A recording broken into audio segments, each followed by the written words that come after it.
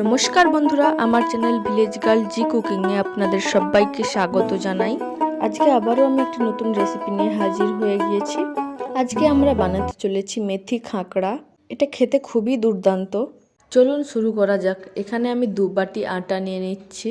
দিয়ে দিচ্ছি 3 চামচ বেসন, দিচ্ছি হলুদ গুঁড়ো, পরিমাণ মতো লবণ, জিরে গুঁড়ো, লঙ্কা গুঁড়ো, জোয়ান পাতা কুচি, মেথি শাক কুচি। আপনারা এখানে কাসুরি মেথিও ব্যবহার করতে পারেন।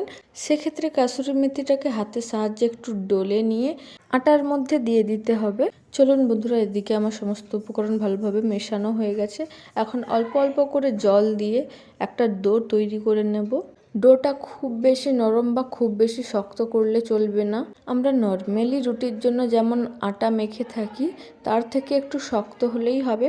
আশা করছি আপনারা দেখেই বুঝতে পারছেন। এটাকে প্রায় 15 থেকে 20 মিনিটের জন্য ঢাকা দিয়ে রেখে দেব। 15-20 মিনিট পর দেখুন বন্ধুরা, ডোটা কত সুন্দর সেট হয়ে গেছে। এখন এই ডোয়ের মধ্যে অল্প একটু তেল মাখিয়ে নেব। খুব বেশি তেল ব্যবহার করা যাবে না। আমি হাতের সাহায্যে তেলটাকে খুব ভালোভাবে মাখিয়ে নিচ্ছি। একটু মথেই মাখিয়ে নিতে হবে। দেখুন বন্ধুরা, ডোটা কিন্তু আগে থেকে বেশ অনেকটাই সফট হয়ে গিয়েছে। এখন এই ডোটা থেকে বেশ ছোট ছোট কটা লিচি কেটে নিতে হবে। লিচিগুলোকে হাতের সাহায্যে গোল গোল শেপ দিয়ে নিতে হবে।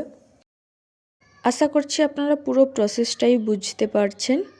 কোথাও যদি বুঝতে অসুবিধা হয় তাহলে কিন্তু আমাকে কমেন্ট করতে পারেন।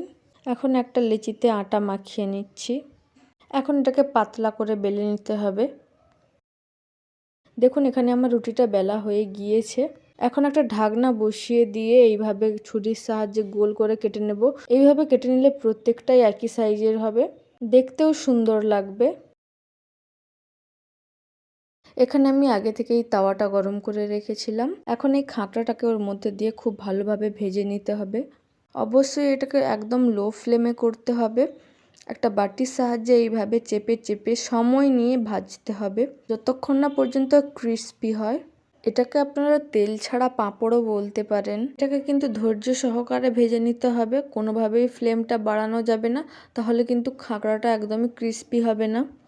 দেখুন বন্ধুরা, এখানে আমার সবকটা খাঁকড়া ভাজা হয়ে গিয়েছে। এটা ঠান্ডা হয়ে গেলে আপনারা এয়ারটাইট কন্টেনারে স্টোর করতে পারেন। বন্ধুরা, আমার এই রেসিপিটি যদি ভালো লেগে থাকে তাহলে প্লিজ আমার চ্যানেলটি সাবস্ক্রাইব করে দেবেন এবং ভিডিওটা একটি লাইক প্রদান করবেন।